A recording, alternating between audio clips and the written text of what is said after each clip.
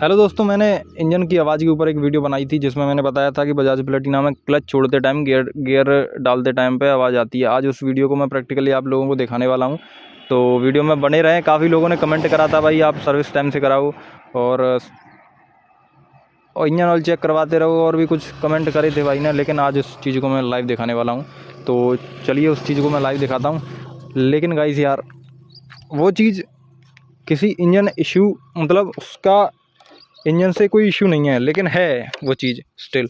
अभी मैं इसको स्टार्ट करने वाला हूँ और आपको लाइव दिखाता हूँ। आप